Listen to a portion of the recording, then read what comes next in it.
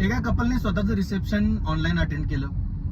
माझा एक मित्र आणि मैत्रीण फिरायला गेले होते. त्यांना पुण्यात लँड झाल्यानंतर फ्लाईटमध्येच 5 तास बसवलं गेलं.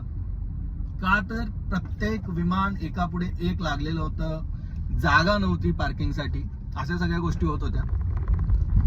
इंडिगोच्या 400 फ्लाईट लँडेड आहेत सध्या. मागच्या 3-4 दिवसांपासून ते उड्डाण करू शकत नाही आहेत.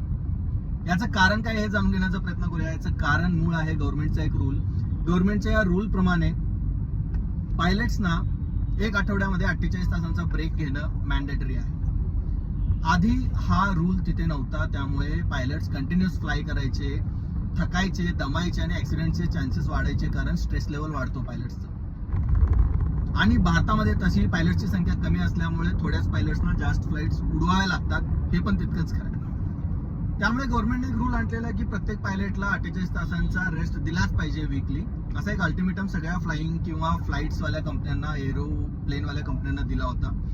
सगळ्यांनी अग्री केले, सगळ्यांनी पायलट्स हायर केले, कसं तरी या गोष्टीचं सोल्युशन काढलं. पण इंडिगो हे करायला धजली नाही किंवा त्यांनी नकार दिला.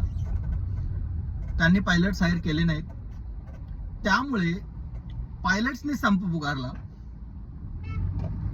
आणि कोणताही पायलट यायला तयार नाही आहे. त्यामुळे फ्लाईट उडायला तयार नाही. हा बेसिक प्रॉब्लेम आहे. पण आता काय झालंय, गव्हर्नमेंटने या सिच्युएशन मधून इंडिगोला बाहेर काढण्यासाठी इंडिगोला कन्सेशन दिलेलं आहे. त्यांनी म्हटलं की ठीक आहे, तुम्ही ब्रेक देऊ नका 1 आठवड्यामध्ये 48 तासांचा, आणि तुम्ही चालू ठेवा.